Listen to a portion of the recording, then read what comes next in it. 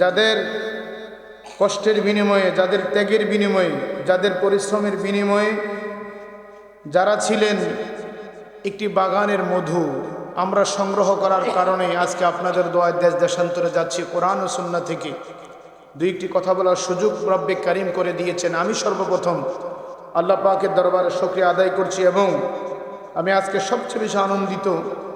আজকে প্রায় আপনাদের দোয়ায় আমি 17 বছর মাহফিল করি। আপনারা অনেকেই জানেন আপনাদের দোয়ায়, আপনাদের ভালোবাসায়। তো যত জায়গায় মাহফিল করি আমি মনে করি আমার সবচাইতে শ্রেষ্ঠ মাহফিলের জায়গা হচ্ছে আমার বিদ্যাপীঠ। কথা বলেন ঠিক কিনা?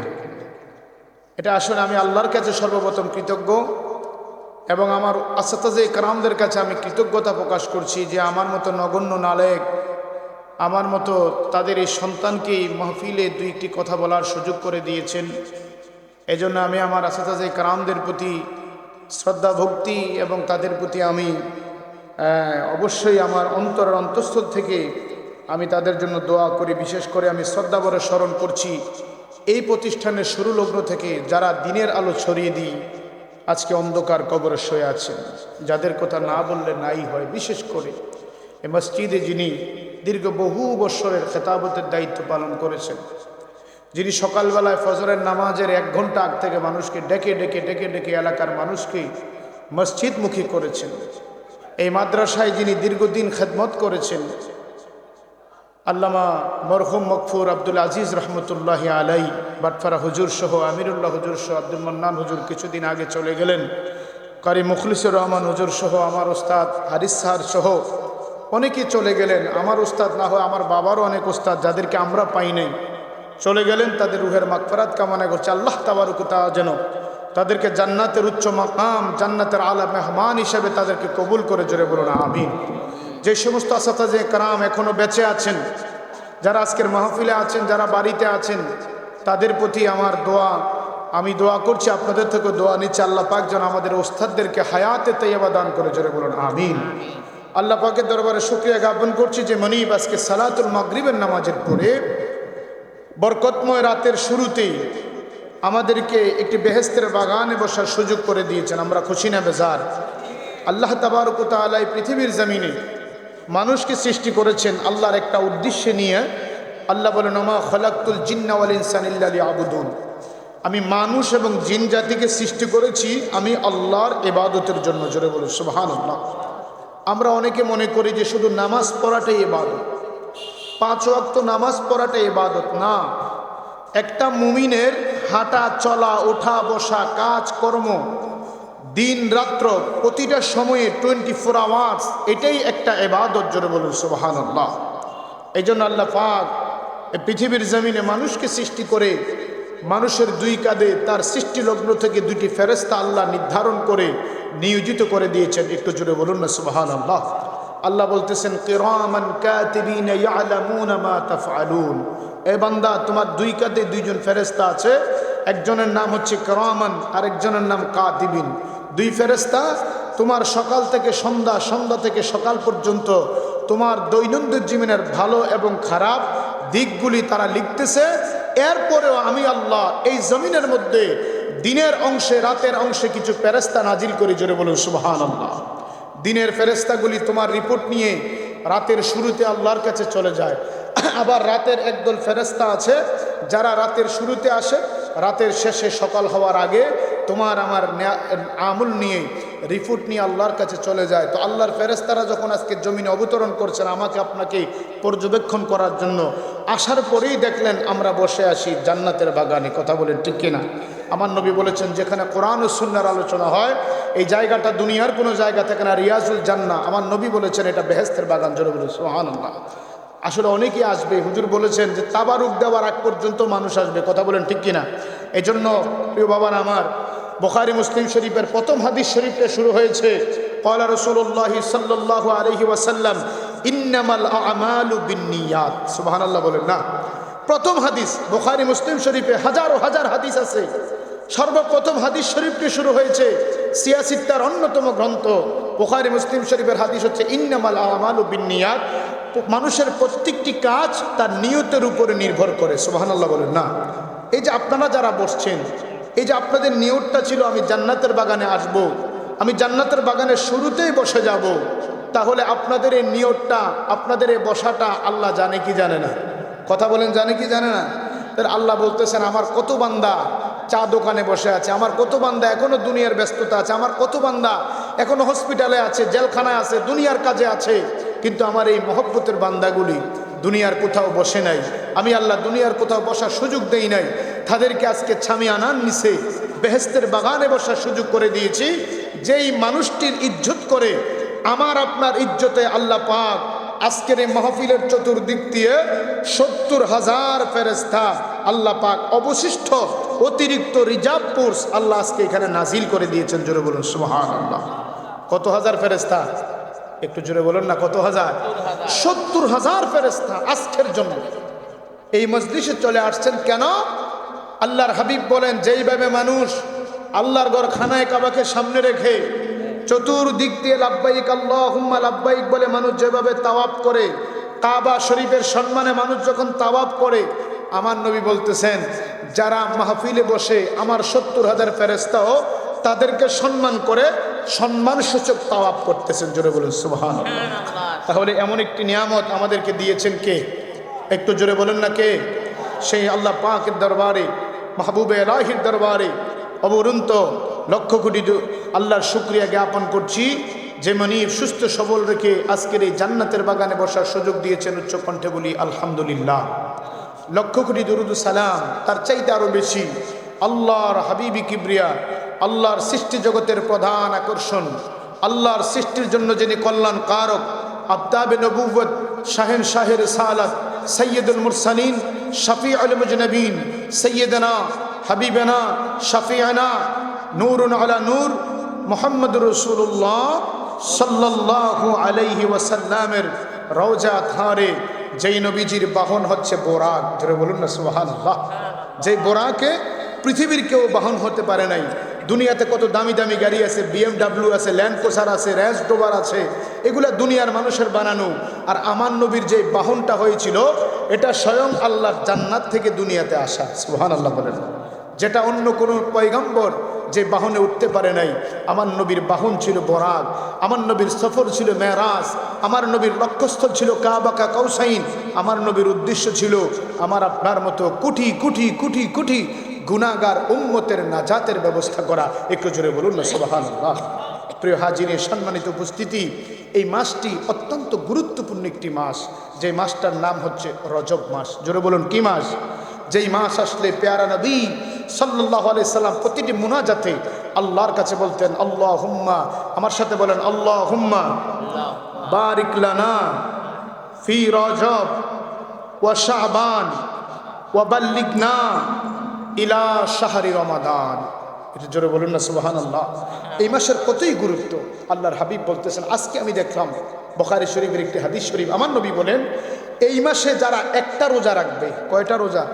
এটা আমলের কথা বলি বাবা, সময় কম, সবসময় আলোচনা শোনেন আপনারা, প্রতি বছরে দুই একটা মাহফিল এলাকাতে হয়, তো দুই একটি কথা বলে যেহেতু এশারের নামাজের সময় একেবারে কম, আমিও আমার সময় মতো ছেড়ে দেবো, যেহেতু আমার আরেকটা মাহফিল আছে, চলে যেতে হবে। তো বলতেছিলাম আমার নবী বলেছেন যারা এই রজব মাসে একটি রোজা রাখবে। কয়টি রোজা? যেই দিনটা হচ্ছে ২৭ তারিখ, আপনারা খেয়াল রাখবেন ২৭শে রজব, যেই ২৬ তারিখ দিবাগত রাত্রে আল্লাহ তার হাবিবকে আল্লাহ পাকের সেই লামকানে নিয়ে গেছেন, যেখানে জিব্রাইল যেতে পারে নাই, যেখানে ইসরাফিল যেতে পারে নাই, যেখানে কোনো নবী যেতে পারে নাই, যেখানে কোনো ফেরেশতা যেতে পারে নাই। সিদরাতুল মুনতাহার পরে জিব্রাইল বলতেছে ইয়া রাসূলুল্লাহ আমার গন্তব্য এখানে শেষ, এবার আপনি নিজে যেতে হবে। সুবহানাল্লাহ। আমার নবী বলতেছে জিব্রাইল তুমি তো আমার উম্মে হানির ঘর থেকে হাতিমে কাবা খানায় কাবা থেকে তুমি আমার সফর সঙ্গী ছিলে, তুমি আমাকে নিয়ে গেলা খানায় কাবা থেকে বাইতুল মুকাদ্দাস, বাইতুল মুকাদ্দাস থেকে প্রথম আসমান, দ্বিতীয় আসমান, তৃতীয় আসমান, চতুর্থ, পঞ্চম, ষষ্ঠ, সপ্তম, সিদরাতুল মুনতাহা, আরশ আজিম, এখন তুমি আর যাবে না কেন? ইয়া রাসূলুল্লাহ, ইয়া রাসূলুল্লাহ। জিব্রাইল বলতেছেন দেখেন আমার নবীর শান কেমন, কোন নবীর উম্মত আল্লাহ বানিয়েছেন। জিব্রাইল বলে ইয়া রাসূলুল্লাহ এই সিদরাতুল মুনতাহার পরে আমি জিব্রাইল যদি একটি কদম আর সামনের দিকে বাড়ি, আল্লাহ আমাকে ৬০০ নূরের পাখা দিয়েছে। কয়শ? কথা বলেন না কয়শ? আল্লাহ আমাকে ৬০০ নূরের পাখা দিয়েছে। ইয়া রাসূলুল্লাহ ওখানে আর আমি যেতে পারবো না, এখানে বন্ধুর সাথে বন্ধুর কথা হবে, বন্ধুর সাথে বন্ধুর আলাপ হবে। আমি যদি এক কদম সামনে যাই আল্লাহ আমার ৬০০ নূরের পাখা জ্বালিয়ে দিবেন। একটু জোরে বলুন না সুবহানাল্লাহ। আমার হাবিব আল্লাহর নবী এই মেরাজে গিয়েছিলেন আল্লাহর দিদারের জন্য। আমার নবী বলেন, যারা রজবের ২৭তম দিনে রোজা রাখবে, আল্লাহ পাক তার অতীত জীবনের ১ বৎসরের গুনাহ মাফ করে দিবে। আরো জোরে বলেন না সুবহানাল্লাহ। এরপর আমার নবী বলতেছেন, কেউ যদি এই রজব মাসে ৬০টা রোজা রাখে, কয়টা রোজা? আল্লাহ নবী বলেন, আল্লাহ পাক তার জন্য ৬০টা জাহান্নামের আগুনের দরজা বন্ধ করে দিবেন। আর একটু জোরে বলুন না সুবহানাল্লাহ।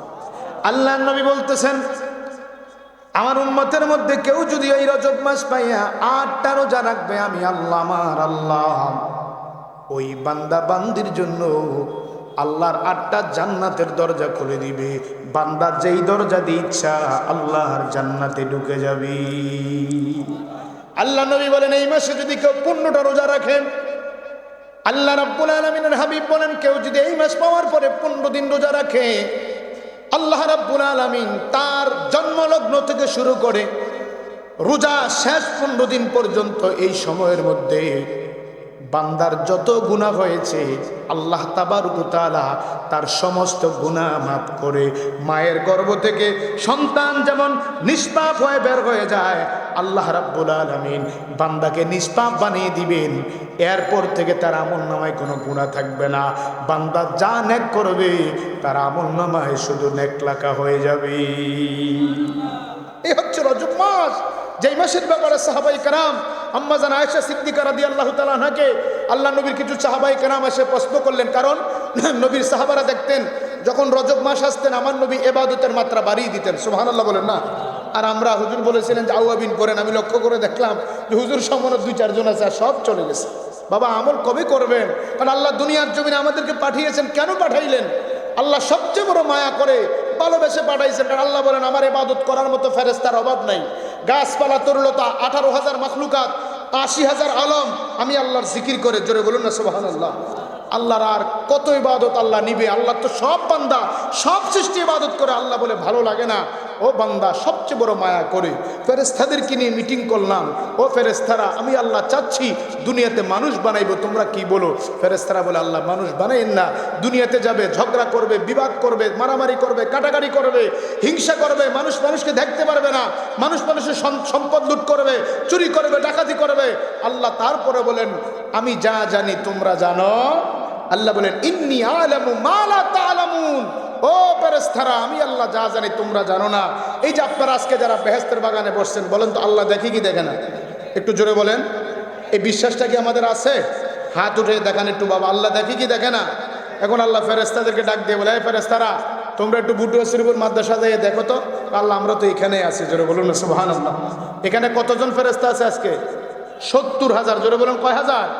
আল্লাহ বলে, কি দেখতে আসো? আল্লাহ সালাতুল মাগরিবের পরে মানুষ চা খাওয়ার সময়, পান খাওয়ার সময়, দুনিয়ার গল্প গুজবে সারাদিন কাজ করার পরে গল্প গুজব করার সময় আল্লাহ তা না করে তোমার আদরের বান্দাগুলি আজকে এই মাদ্রাসার মাহফিলে জান্নাতের বাগানে বসে গেল। আল্লাহ ডেকে বলে, হে ফেরেশতারা, তোমরা না বলেছিলে আমি যাতে মানুষ না বানাই?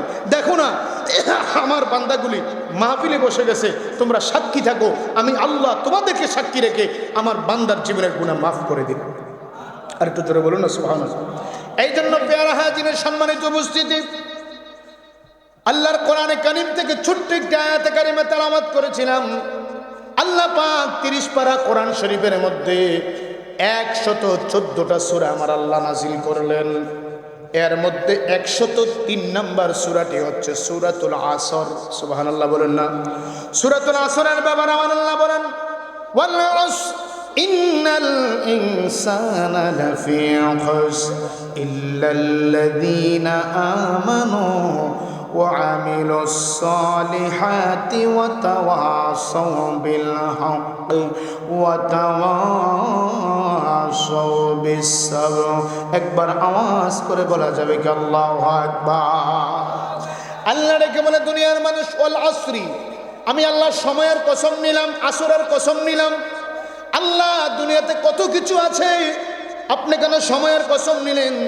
আল্লাহ বলেন, ও বান্দারা, আমার কিছু বান্দা আছে দুনিয়ায় এই সময়টায় পাইয়া তারা আমি আল্লাহকে ভুলে যাবে। দুনিয়ার সময় পেয়ে আমি আল্লাহর কথা ভুলে যাবে। কিন্তু বান্দা জানে না আমি আল্লাহ তার জন্য সময়টাকে নির্ধারণ করে দিয়েছি। বান্দা ইচ্ছা করলে 100 বছরের হায়াত ওরা 150 বছর বাঁচতে পারবে না। বান্দা ইচ্ছা করলে সময়ে 1 মিনিট পরেও বাঁচবে না, আগেও বাঁচবে না। আমি আল্লাহ তাকে নির্ধারিত করে সময় দিলাম।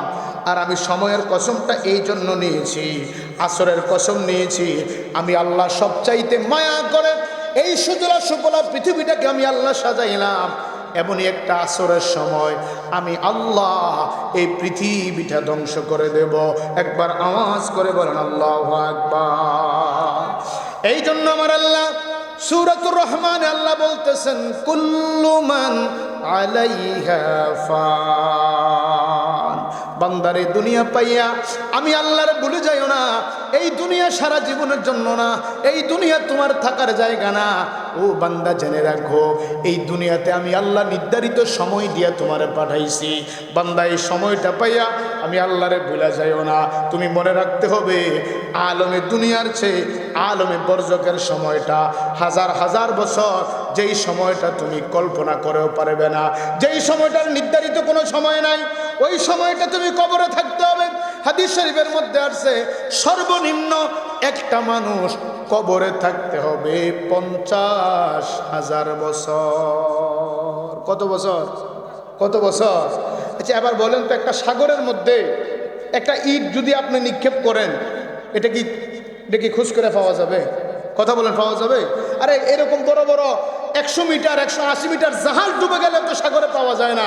তো আপনি চিন্তা করেন, 50,000 বছরের হায়াত আর দুনিয়াতে 50 বছরের হায়াত, এটা কি কখনো এক হতে পারে?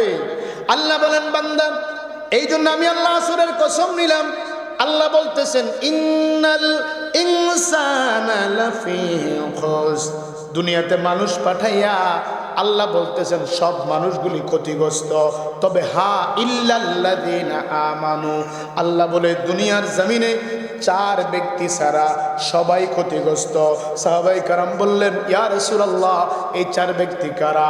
আল্লাহ বলেন, জিবরাইল আমার বন্ধুকে বলে দাও 4 ব্যক্তি হলো ইল্লাল্লাযীনা আমানু। 1 নাম্বার হচ্ছে ওই বান্দা, যেই বান্দাটা আমি আল্লাহর উপরে ঈমান এনেছি। আমরা ঈমান এনেছি কার উপরে? আল্লাহকে দেখা না না দেখা? কথা বলেন, দেখা না না দেখা? এখানে যারা বসছি আল্লাহকে দেখছি। এই জন্য আল্লাহ বলেছেন, আমানতু বিল্লাহি ওয়া মালাইকাতিহি ওয়া কুতুবিহি ওয়া রাসূলিহি। তুমি ঈমান আনো ওই আল্লাহর উপরে। আল্লাহকে দেখা যায় না, ধরা যায় না, ছোঁয়া যায় না, টাচ করা যায় না, কিন্তু তোমার বিশ্বাস থাকতে হবে আল্লাহ আছে না নাই? জোরে বলেন, আছে? জোরে বলেন, আছে না নাই? বিশাল একটা ঘটনা, সূরা রহমানের পুরাটা একটা ছন্দ আছে, ওদিকে গেলাম না। তিনি তো সেই আল্লাহ যিনি পূর্ব দিকের সূর্যকে পশ্চিম দিকে উদিত করার, যিনি পৃথিবীতে কখনো ঠান্ডা, কখনো গরম, কখনো বৃষ্টি, কখনো প্রখর রৌদ্র দিয়েছেন। বলেন তো তিনি কে? আরো জোরে বলেন, কে? তাহলে পরিপূর্ণভাবে ঈমান আনতে হবে কার উপরে? জোরে বলেন, কার উপরে? তো যদি আপনি ঈমানদার হন, তাহলে যদি আপনি আল্লাহর প্রতি অবিচল বিশ্বাস থাকে, আল্লাহর কোরআনের কথা হচ্ছে, আমি আপনি কি দোকানে বসার সুযোগ আছে? জোরে বলুন, আছে? অনেকে চিন্তা করতেছেন এখন বসে কি করবো, 10টার পরে আসবো না। ও বাবা, খেয়াল করতে হবে, নৌকা যদি ঘাট থেকে চলে যায়, নৌকা চলে গেলে নৌকা আর ফিরে আসবে না। সময় চলে গেলে একটা সেকেন্ড আর দুনিয়াতে ফিরে আসার সুযোগ, জোরে বলুন, সুযোগ। এই জন্য আমরা মিজান মুন্সিফ মাঝি তামান্নাই যে আকাঙ্ক্ষা করবে মানুষ, শুধু যার সাদা দাড়িগুলো, কালা দাড়িগুলো সাদা হয়ে গেছে, সে শুধু আফসোস করবে, হায় যদি আমার দাড়িটা আবার কালো হইতো। কত রকমের মেডিসিন বার হয়েছে, কেউ লাল করে, কেউ কালো করে, কেউ বিভিন্ন কালার করে, যত কিছুই করে 15-20 দিন পরে আবার যেই হই। কথা বলেন না? দুনিয়ার মেডিসিন দিয়ে আপনি লাল কালা করতে পারবেন, এটা কয়েকদিনের জন্য। আমার আল্লাহর যেটা আল্লাহ অ্যাটাচ করে দিয়েছেন, আল্লাহ যেটার মধ্যে সিল মেরে দিয়েছেন, এই কালোটাকে আর সাদা করার সুযোগ, জোরে বলেন, সুযোগ।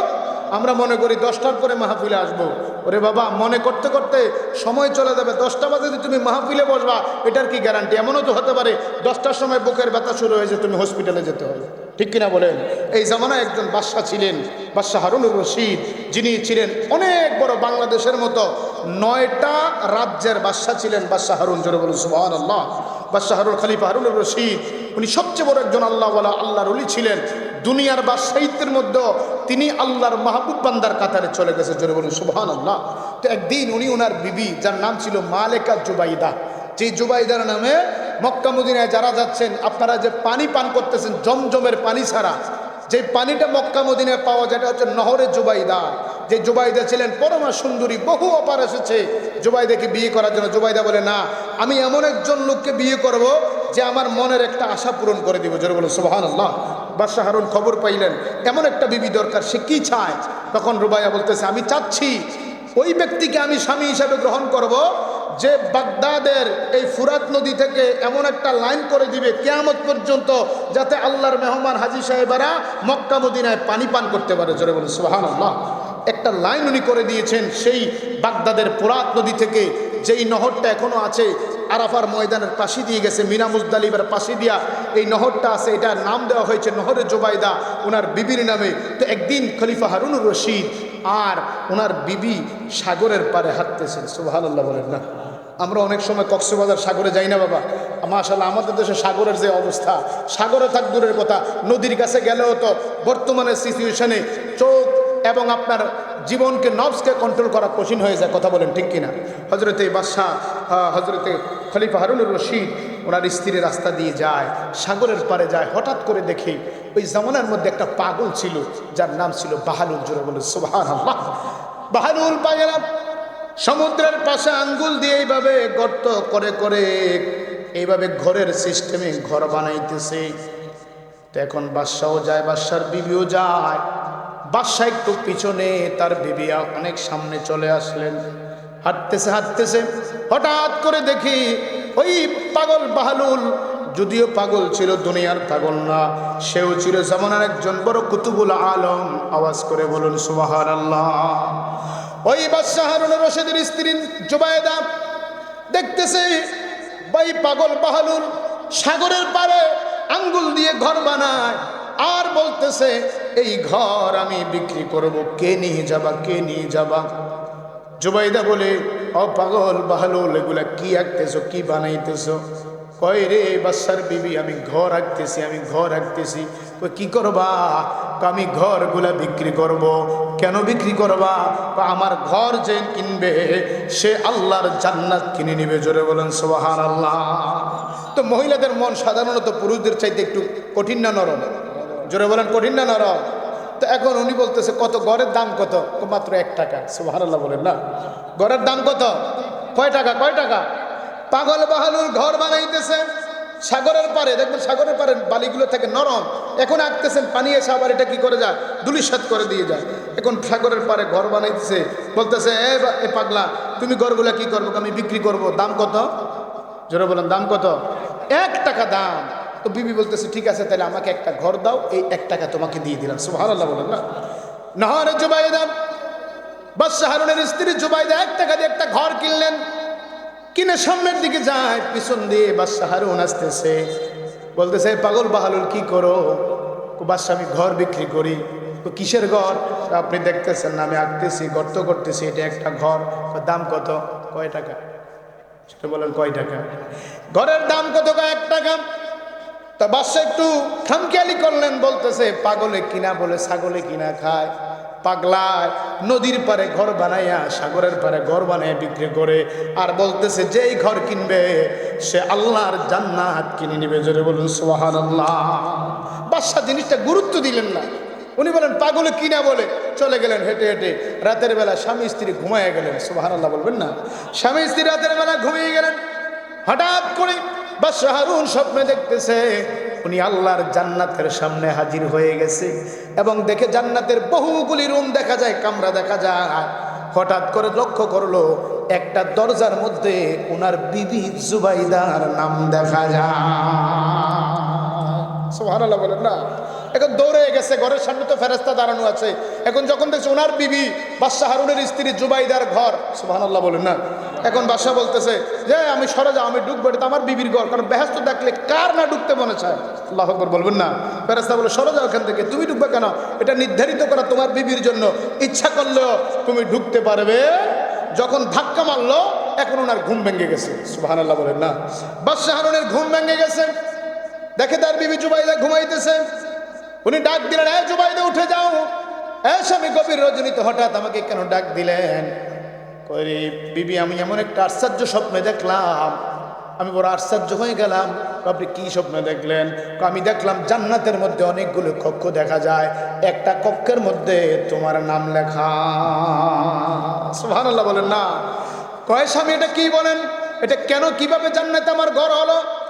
আবার ওই ফেরেশতা বলতেছে তোমার বিবি যে পাগলের থেকে 1 টাকা দিয়ে ঘর কিনছে, পাগল বলেছিল যারা একটা ঘর কিনবে আল্লাহ তাদেরকে জান্নাতে একটা ঘর বানায় দিবে। একবার আওয়াজ করে বলেন না সুবহানাল্লাহ।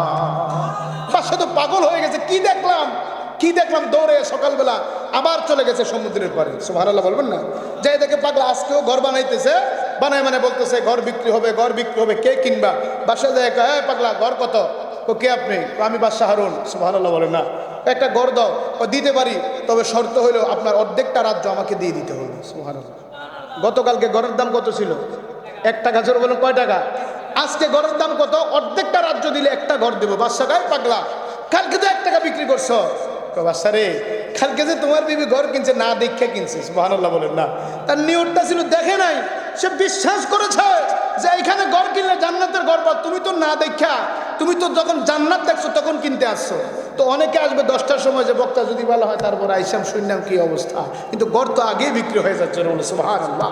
বলতেছিলাম পৃথিবীর জমিনে 4 ব্যক্তি ছাড়া সবাই ক্ষতিগ্রস্ত। টাকাওয়ালা বলেন, পয়সাওয়ালা বলেন, যা কিছু বলেন না কেন, নামাজিও আছে ক্ষতিগ্রস্ত, আছে না নাই? মানে আল্লাহ কোরআনে বলেছেন ফাওয়াইলুল লিল মুসাল্লিন, বহু নামাজি আছে নামাজ পড়ার পরেও দুজকে যাবে। কথা বলেন ঠিক কিনা? কারণ নামাজ পড়েছে, অন্তর থেকে এখনো অহংকার দূর করতে পারে নাই, অন্তর থেকে এখনো গীবত হিংসা দূর করতে পারে নাই, অন্তর থেকে আরেকজনের ক্ষতি দূর করতে পারে নাই। এই নামাজ পড়ে কোনো লাভ? জোরে বলুন লাভ। এই জন্য আল্লাহ বলেছেন ইল্লাল্লাযীনা আমানু ওয়া আমিলুস সালিহাত, 4 ব্যক্তি ছাড়া, 1 নম্বরে যারা আমার আল্লাহর উপরে ঈমান এনেছে, 2 নম্বরে যারা দুনিয়ার জমিনে ভালো ভালো কাজ করে, আমিলুস সালিহাত। আজকে যারা মাহফিলে বসে আছেন বলেন তো এটা কি ভালো কাজ না খারাপ কাজ? একটু জবান খুলে বলেন বাবা, ভালো কাজ না খারাপ কাজ? আল্লাহ বলেন আমানু ওয়া আমিলুস সালিহাত, যারা দুনিয়ার জমিনে সৎকর্ম করবে, ওয়াতাওয়াসাউ বিল হক্কি, যারা সত্যের উপরে অটল থাকবে, ওয়াতাওয়াসাউ বিস সাবরি, যারা দুনিয়াতে মুসিবতে পড়লে আল্লাহর উপরে সবর করবে, ধৈর্য ধারণ করবে। কারণ আমার আল্লাহ বলেন ইন্নাল্লাহা মাআস সাবিরিন। আল্লাহু আকবার বলেন না। আল্লাহ বলতেছেন যারা আমি আল্লাহর উপরে সবর ধরবে, দুনিয়ায় বহু মুসিবতে পড়বে, বহু বিপদ আসবে, বহু দুনিয়ার মধ্যে বহু আযাব আসবে, কিন্তু বান্দা 1 চুল পরিমাণ অটল থেকে লড়বে না। বান্দা বলবে আল্লাহ, ও আল্লাহ তুমি যা দিচ্ছ এটা তোমার পক্ষ থেকে পাওয়া। আল্লাহ আমি তোমার উপরে ধৈর্য ধারণ করলাম, আল্লাহ আমি সত্যের উপরে আছি, আমি চাকরি করতেছি, আমি ব্যবসা করতেছি, হারাম মিশ্রিত করলাম না, আমি চাকরি করে ঘুষ খাইলাম না, আমি সুদের ব্যবসা করলাম না, আমি সুদের টাকা জানি 1,30,000 টাকার কোনো মান নাই, কিন্তু আমি সুদের ঘরে গেলাম না। কারণ আমার আল্লাহ বলতেছেন আহাল্লাল্লাহুল বাইআ ওয়া হাররামার রিবা। সুবহানাল্লাহ বলেন না। আল্লাহ বলতেছেন আমি ব্যবসাকে হালাল করেছি আর সুদকে হারাম করে দিয়েছি। কিন্তু আজকে দুঃখজনক হলেও সত্য, আজকে প্রতিটি গ্রাম গঞ্জে, প্রতিটি পাড়া মহল্লায় সুদের এমন প্রকোপ বেড়ে গেছে, পুরুষ তো খায় খায়, মহিলারাও খায়। কথা কন না? মহিলারা খায় খায়, হগিন্নি বেডিও সুদ খায়। আছে না নাই? কথা বলেন আছে না নাই? আচ্ছা বলেন তো, আমাদের বাড়ির পাশে বহু কুকুর আছে, আছে না বাবা? কথা বলেন, কুকুর আছে না? দেখবেন একে কুকুর কি মোটা তাজা, যে হোটেলের খানাটা না খাইয়ে সেই মোটা তাজা হয়ে গেছে। আর মাঝে মধ্যে দেখা যায় বাজারে বিভিন্ন জায়গাতে ছাগল জব করে বিক্রি হয় না? একটা ছাগলে কমপক্ষে বাচ্চা দেয় 6টা 4টা, দেয় না? দেয় না? কিন্তু ছাগলটা এমন একটা ছাগল, বাচ্চা দিতে দিতে একেবারে জীর্ণ শীর্ণ হয়ে গেছে, হাড্ডির সাথে চামড়া লেগে গেছে। এইটাও যদি বাজারে বিক্রি করা হয়, এটাও 1 কেজি 1200। কথা বলেন ঠিক কিনা? আর ফুনফুনে কুত্তাটা জব করলে হেতে কিনা তো দূরের কথা, হেতের 14 গোষ্ঠী পর্যন্ত জেলে যাইবে। কথা বলেন ঠিক কিনা? জেলে যাবার কারণ কুকুরের গোশত খাওয়া আল্লাহ ইমানদার মুসলমানের জন্য হারাম করে দিয়েছে। ঠিক কিনা বলেন? জোরে বলেন না। তো এই ছাগলটা এটা শুকনা হইল, এটা যদি একেবারে শুকনাও হয়, এটা যদি মনে করেন যে সবটা একটা ছাগল জব করলে 2-4-5 কেজি পাইল, এটা খাইতে পারবেন, কারণ এটাকে হালাল করে দিয়েছেন কে? জোরে বলুন কে?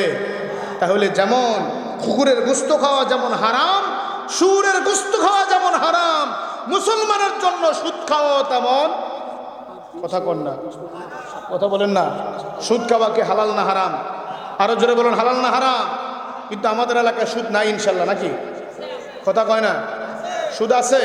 সুদের 70টা গুনাহ, সর্বনিম্ন গুনাহ হইল নিজের মায়ের সাথে জিনা করা। নাউজুবিল্লাহ। কি বাড়ি যায়নি করবেন? একটু জোরে বলেন না, আর একটু জোরে বলেন না। কিন্তু আজকে দেখেন, আপনার সন্তান বিদেশ পাঠাইবেন, 10,000 টাকা হাওলাত থাকবে, 1 টাকাও পাওয়া যায় না। কথা বলেন ঠিক কিনা? আর যদি সুদের কথা কন, টাকার অভাব নাই, বাড়ি তাইনা পর্যন্ত টাকা দিয়ে যায়। কথা কন আছে না নাই? জোরে বলেন আছে না নাই? ব্যবসা ভালো তো, মাইন্ড নাই। নাউজুবিল্লাহ করছেন না। কিন্তু আল্লাহ বলেছেন ওয়ামিলুস সালিহাত, তুমি যদি 10-12 হজ করো কোনো লাভ হবে?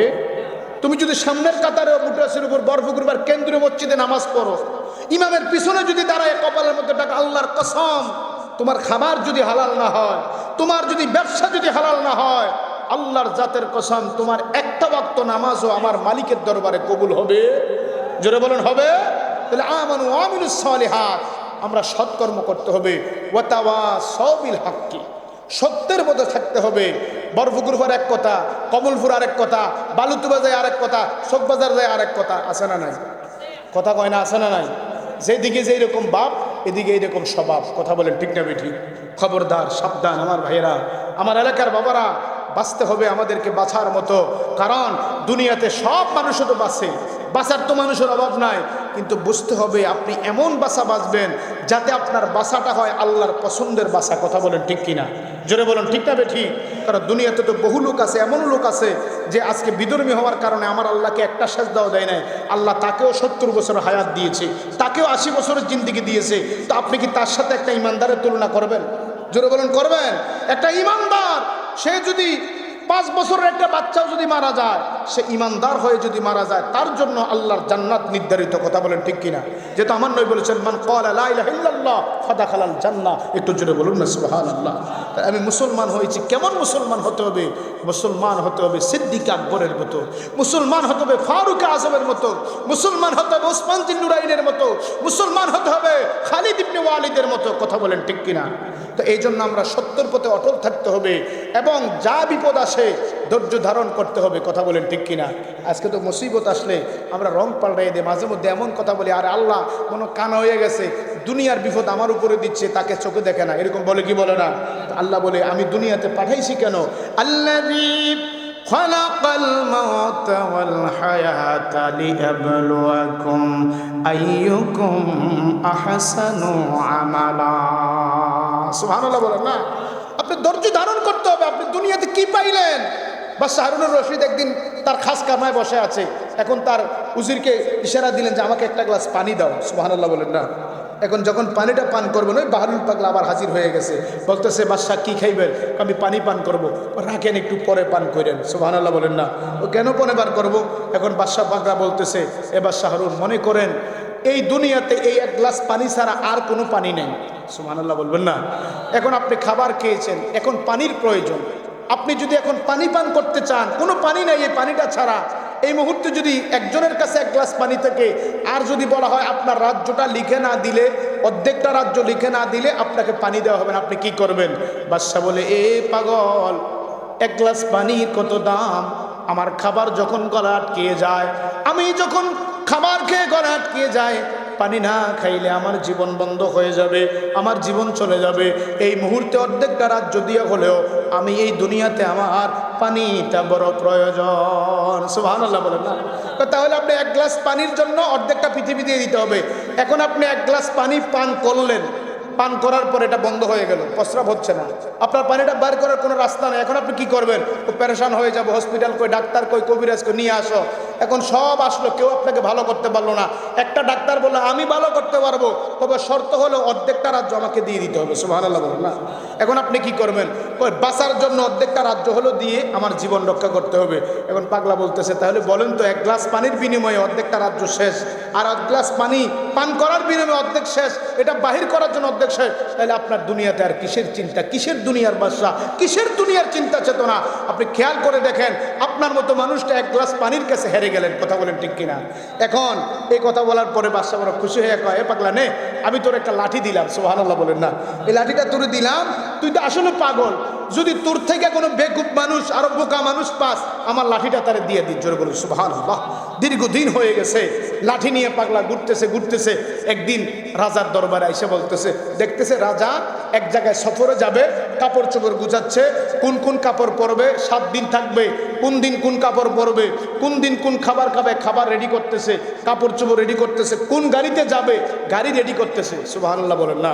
এখন পাগলা বলতেছে, বাদশা কোথায় যান? আমি 1 সপ্তাহ সফরে বের হবো। সফরের জন্য কি নিলেন?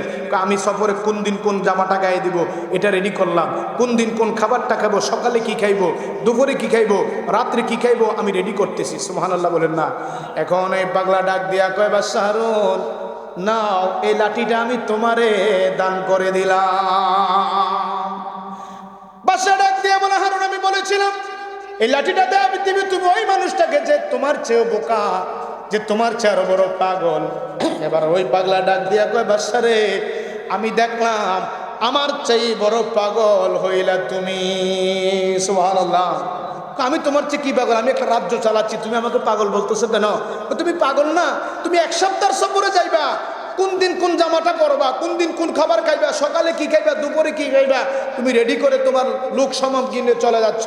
বলো তো, তুমি যে কবরে যাইবা, তুমি কি সম্বল নিয়ে আসছো কবরের জন্য, কি ব্যবস্থা করেছো? কোনো ব্যবস্থা তো হয় নাই। সুবহানাল্লাহ বলেন না? তাহলে আমি দেখলাম তুমি আমার চাইতে বড় পাগল, কথা বলেন না? সুবহানাল্লাহ বলেন না? তাহলে প্রিয় হাজিরিন, দুনিয়ার সফর আমার আপনার জন্য ক্ষণস্থায়ী নয়, এটা চিরস্থায়ী নয়, ক্ষণস্থায়ী সফর।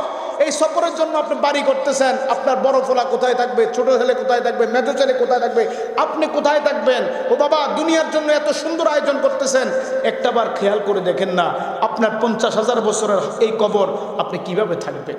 আপনি কিভাবে এই কবরটাকে সুন্দর করবেন? তাহলে কবরটাকে সুন্দর করতে হলে আমাদের আমলের সুন্দরের দরকার আছে না নাই? আওয়াজ করে বলুন, আছে না নাই? কারণ আমার নবী বলেছেন, যারা ইমানদার হয়ে কবরে যায় ওই বান্দার কোনো চিন্তা থাকে না। তবে আপনি ইমানদার হয়ে আল্লাহওয়ালা হয়ে কবরে যেতে হবে, তখন কবর আপনাকে স্যালুট করবে, কথা বলেন ঠিক কিনা? আর আপনি যদি দুনিয়াতে পাইয়া, আপনি যদি দুনিয়ার আরাম আয়েশ পেয়ে যদি আল্লাহকে ভুলে যান, তবে মনে রাখেন এই কবর কাহারও আপন। জোরে বলুন, আপন কারো আপন না। আপনি যদি আমলে জিন্দেগি সুন্দর করে কবরে যাইতে পারেন, আল্লাহর নবী বললেন, ইদা উদিআল মাইয়িতু ফি কবরিহি, নবী আমার বলেন, একটা মানুষকে যখন কবরে রাখা হয়, যা আল কোরআন ইনদার রাসিহি, লোকটা যদি দুনিয়াতে কোরআন তেলাওয়াত কারণে বলা হয়, লোকটা যদি দুনিয়াতে আল্লাহর কোরআনের সাথে সম্পর্ক রাখে, লোকটাকে কবরে রাখার সাথে সাথে বান্দাটাকে তার দুনিয়াতে তেলাওয়াত করা কোরআন শরীফ তার মাথার সামনে হাজির হয়ে যাবে। সুবহানাল্লাহ। আসসালাতু আইয়ামিনিহি, নবী আমার বলেন, ও আল্লাহর বান্দা, তুমি যদি দৈনিক 5 ওয়াক্ত নামাজি হও, তোমাকে কবরে রাখার সাথে সাথে তোমার নামাজটা তোমার ডান দিকে চলে যাবে। এই কিছুদিন পরে আসতেছে মাহে রমজান, বহু মানুষ আছে গ্যাস্ট্রিকের অজুহাত দিয়া পর্দার ভিতরে দিনের বেলায় ইফতার করব, আছে না নাই? কথা কয় না? রোজা রাখেন না, কয় গ্যাস্ট্রিকের ব্যথা। এরে বেকুব, তুই গ্যাস্ট্রিকের দোহাই দিয়া তুই যে আল্লাহর এই রোজা থেকে তুই বঞ্চিত হয়ে গেলি। এই যে এত সুন্দর নিয়ামত আল্লাহ দিয়েছেন, এই নিয়ামত থেকে বঞ্চিত হয়ে গেলা। তুই এত বড় দিন আমি রোজা রাখতে পারি না, আছে না নাই? কথা বলেন, এরকম বহু মুসলমান আছে না নাই? কি সুন্দর দেখবেন, ঈদের দিন একের ঈদগার প্রথম কাতার তাই নতুন জামা, 5,000 টাকা দামের পাঞ্জাবি জির জামাই দিছে, টাকা দিয়ে সামনের কাতার আইয়ে। কিন্তু আসলে দুনিয়ার মানুষ দেখে সে ঈদগাহের মুসল্লি, আসলে তে হলো বড় সোর। কথা বলেন ঠিক কিনা? নিজের কাছে নিজে সোর। কথা বলেন ঠিক না বেটি? বহু লোক আছে, দেখলে মনে হয় যেন একটা ফাক্কা মুসলমান, দাড়ি টাড়ি এত সুন্দর, ভিতর দিয়ে যায় দেখবেন মাঝে মধ্যে দোকান থেকে বাইরে মুখ মুচ্ছে, আছে না নাই? সাবধান। ও বাবা, দুনিয়ার কেউ দেখে না, বলেন তো আমাদেরকে দেখে কে? জোরে বলেন, দেখে কে? আল্লাহ নবী বলেন, আসসাওমু আন শিমালিহি, তোমাকে যখন কবরে রাখা হবে তোমার রোজাটা তোমার বাম দিকে চলে যাবে। ওয়াসাইরিল হাসানাতু ইনদা রিজলাইহি, এই যে মাহফিলে বসে আছেন এটা বিফলে যাবে না, এটা আপনার ডিপোজিট হয়ে গেল। ইন্স্যুরেন্স করলে 12 বছর পরে যেমন 1 লাখ টাকা রাখতে রাখতে 12 লাখ হয়ে যায়, তদ্রূপভাবে আল্লাহ বলেন দুনিয়াতে তোমার আমলগুলি তোমার অ্যাকাউন্টে ডিপোজিট হয়ে গেল, কাল হাসরের ময়দানে এই আমলগুলি তোমার নাজাতের ব্যবস্থা হয়ে যাবে। সুবহানাল্লাহ, তোমার ইন্স্যুরেন্স হয়ে গেল। এই যে মাহফিলে বসলা, আল্লাহ নবী বলতেছেন ওয়াসাইরিল হাসানাতু ইনদা রিজলাইহি, বান্দা তোমার আজকের এই বসাটা, এই ভুটুয়া শ্রীপুর মাদ্রাসার এই ফ্যান্ডেলের নিচে বসাটা তোমার জন্য কত বড় নিয়ামত হবে, এটা তোমার পায়ের কাছে চলে যাবে। পেয়ারা নবী বলেন, হাদিস শরীফ প্রমাণ করে আল্লাহ নবী বলতেছে চতুর্দিক থেকে 25 থেকে 30 বছরের 4টা যুবক দাঁড়িয়ে যাবে। জোরে বলুন সুবহানাল্লাহ। কিছুক্ষণ পরে মুনকার নাকির আসবে প্রশ্ন করার জন্য, বলবো হুয়ারি, তোমরা কারা, এখানে কেন আসছো? আমাদেরকে চিনো নাই, কয় না, আমরা হচ্ছি বান্দার দুনিয়াতে তেলাওয়াত করা কোরআন শরীফ। জোরে বলে সুবহানাল্লাহ। আজকে তো কোরআন শরীফ উঠেই গেছে, কোনো ঘরে আমার মনে হয় তেলাওয়াত হয় না, কিন্তু 20-30 বছর আগে ফজরের নামাজ পড়ে যখন রাস্তা দিয়ে যাইতাম গুনগুন করে মা বোনদের কোরআনের আওয়াজ শোনা যেত। কথা বলে ঠিক কিনা? এখন কোরআন শরীফ নাই তো, কোরআন শরীফের তেলাওয়াত নাই। এমনও জায়গা আছে কোরআন শরীফ যে রাখছে কোন দিন কোন জায়গায় রাখছে আপনি বললে বাহির করা কষ্ট হয়ে যায়। কথা বলেন ঠিক কিনা? কবে যে রাখছে। একবার এক জায়গায় দাওয়াতে গেছিলাম, আমার হুজুর কোরআন শরীফ নিছে না, বলছে ঘর আসেনি কোরআন শরীফ, আছে তো হুজুর। তো যখন বাইর করে দিয়েছি দেখি 2-3 ইঞ্চির উপরে বালু করে রয়েছে। বললাম যে এত বালু কেন? হুজুর আব্বাই যে মরছে 4 বছর আগে বাইর করছিলাম, আর 4 বছর পরে মা মরছে ওরে বাইর করছি। কথা বলেন ঠিক কিনা? তো যেই ঘরে কোরআনের তেলাওয়াত নাই, এই ঘরে কি আল্লাহর রহমত আসবে? কথা বলেন আসবে? আগেকার দিনের মুরব্বীরা বেয়াই হইতে বাড়িতে যায়, কত জল চকিটা কই, নামাজের জায়গাটা কই, আর এখন যায় বেয়াই মোবাইলের চার্জারটা কই, মোবাইলটা চার্জ দিয়ে। কথা কর ঠিক না বেঠি? বর্তমানে এখন মোবাইলের চার্জারটা কই, মোবাইলের চার্জ কমে গেছে। কিন্তু আজ থেকে 30 বছর আগে মুরব্বীরা কত বেয়াই জল চকিটা দেন, বাহিরে একটু লোটা দেন, পানি দেন, একটু ওযু করে নামাজ পড়ি। কথা বলো ঠিক কিনা? এই জন্য দেখেন খাবারের এখন ডিজিটাল যুগে কত রকমের খাবার। সারা জীবন ফুলকপি দেখছি একটা, এখন 4-5 কালারের ফুলকপি, পাতাকপি দেখা যায়। কথা বলেন ঠিক কিনা? কালারের পরিবর্তন হচ্ছে, খাবারের আইটেমের পরিবর্তন হচ্ছে, কিন্তু আপনি দেখেন এটার মধ্যে রহমত নাই, খাইতেছেন স্বাদ নাই। কথা বলেন ঠিক কিনা? খাইলে ডায়াবেটিস বেড়ে যায়, প্রেশার বেড়ে যায়, স্ট্রোকের ভাব বেড়ে যায়। আর আগেকার দিনের আমরা মুরব্বীরা 1-1.5 কেজি চালের ভাত খাইছে, খবর আসিল না। কথা বলেন ঠিক কিনা? খাবার আছে এখন, কিন্তু নেয়ামত উঠে নিয়েছে। কেন? কারণ আমরা নেয়ামতের সাথে সংস্পর্শ নাই, আমরা নেয়ামতের সাথে সম্পর্ক নাই। কথা বলেন ঠিক কিনা? এই যে একটা মাদ্রাসা, এই যে আপনাদের এলাকায়, আমাদের এলাকায় একটা মাদ্রাসা, বলেন তো কয়জন আইসা হুজুরদের সাথে যোগাযোগ করছে? কয়জন একটা বাচ্চা দিছেন? দেন তো কোনটারে জানেননি? যেটা লেখাপড়া কম, স্কুলে রাখে না, যেটা ব্রেইন কম, মেধা কম, ট্যাগরা, আত্মগণনা ঠিক মতো, এটারে মাদ্রাসায় দেয়। কথা বলেন ঠিক না বেঠি? ও বাবা, তোমার ওই সন্তানটাকে মাদ্রাসায় দাও, কারণ কোরআনে কারীম পৃথিবীতে এমন একটি গ্রন্থ আল্লাহ বলে দিয়েছেন, যালিকাল কিতাবু লা রাইবা ফীহি হুদাল লিল মুত্তাকিন। এটা এমন একটি কিতাব, দুনিয়ার সব কিতাবে ভেজাল আছে, আল্লাহর কোরআনের মধ্যে কোনো ভেজাল, কোনো সন্দেহ। তাহলে আমার আপনার সন্তানগুলি যদি মাদ্রাসামুখী হয়, আমি আপনি যদি মাদ্রাসামুখী হই, আমার এই ভালো ভালো কাজগুলি একদিন হাসরের ময়দানে আমার আপনার জন্য নাজাতের ব্যবস্থা হয়ে যাবে। কথা বলেন ঠিক না ঠিক? তাহলে আজকে আমরা আছি কোথায় বাবা? কয়দিনের দুনিয়া? বাদশাহ হারুন তো 1 গ্লাস পানির কাছে তো হেরে গেল, বলছে পানি খাইয়া বাইর করার জন্য অর্ধেক পৃথিবী শেষ, আর এটা আবার ঢুকানোর জন্য অর্ধেক পৃথিবী শেষ, তো আমার আছেটা কি? সুবহানাল্লাহ বলবেন না? এটাই আমার আপনার দুনিয়া। অনেকে দেখবেন ছেলে কত কষ্ট করে দিন যাপন করছে, কত কষ্ট করেছে, রোদে পুরে মেঘে ভিজে বাড়িঘর সাজাইছে, ছেলে বিদেশ পাঠাইছে। যখন ঘরের কাজটা কমপ্লিট হয়েছে, একদিন মাইকে এলান হয়ে গেছে আগামীকাল সকালে তার জানাজা। কথা বলেন ঠিক কিনা? টাইস হয়েছে, বাড়ি হয়েছে, সুন্দর হয়েছে, এখন আরাম হবে, আল্লাহকে আর দুনিয়াতে থাকার সময় নয়। ইন্না লিল্লাহি ওয়া ইন্না ইলাইহি রাজিউন। তো বন্ধুগণ আমার, প্রিয় বাবার আমার, ভাইয়ের আমার, প্রিয় হাজিরিন, আসুন, যে কবরের মধ্যে আলো নাই, সেই কবরের মধ্যে সাথী নাই, বাতি নাই, এই কবরটাকে সুন্দর করতে হবে কিসের মাধ্যমে? আমলের মাধ্যমে, ইবাদতের মাধ্যমে, হালালের মাধ্যমে, সুদ ঘুষ থেকে বেঁচে আল্লাহর ইবাদতের মাধ্যমে, আল্লাহর অনুগত্যের মাধ্যমে যখন এই জীবনকে সুন্দর থেকে সুন্দর করবেন। আল্লাহর কসম, আমার নবী এই মাসে মেরাজে গিয়েছেন, 26 তারিখ দিবাগত রাত্র আল্লাহর বাড়িতে গিয়েছেন, যেখানে আল্লাহ ছাড়া, আমার নবী ছাড়া কেউ ছিল না। কাবা কাউসাইন আদনা আও আদনা, 2টা তীরের মাথা এক জায়গায় করলে যত কাছে, আল্লাহ তার হাবিবকে এত কাছে নিয়ে মিটিং করলেন, পরামর্শ করলেন, দেখা করলেন। আল্লাহ বলতেছেন, হাবিব আপনি কি চান? জান্নাতে কোথায় থাকবেন? কোন বাড়িটা দরকার? নবী কয়, না আল্লাহ, আমি বাড়ির জন্য আসি নাই, বলেন আমার উম্মতের অবস্থাটা কি? জোরে বলে সুবহানাল্লাহ। আমার নবী উম্মতের জন্য আল্লাহর বাড়িতে গিয়ে কেঁদেছেন। আসুন সেই নবীর অনুকরণ করি। আল্লাহ কোরআনে বলেছেন, লাকাদ কানা লাকুম ফি রাসূলিল্লাহি উসওয়াতুন হাসানাহ, আমার আপনার জন্য উত্তম জীবন আদর্শ হচ্ছে আমার নবীর জীবন আদর্শ। কথা বলেন ঠিক কিনা? আল্লাহ পাক যতদিন বেঁচে রাখবেন, যা করেছেন অন্যায় অপরাধ এগুলা থেকে আল্লাহ যেন মাফ করে যে যতদিন থাকবো ইনশাআল্লাহ আমরা আল্লাহর হুকুম নবীর আদর্শে বাকি জিন্দিগি যেন আল্লাহ পাক আমাদেরকে পরিচালনা করার তৌফিক দান করে। সবাই সমস্বরে উচ্চ আওয়াজে বলি আল্লাহুম্মা আমিন। আরো জোরে বলি আল্লাহুম্মা আমিন। অনেক কথা হয়েছে, আর নয়। আল্লাহ পাক আজকের এই কথাগুলোকে যেন কবুল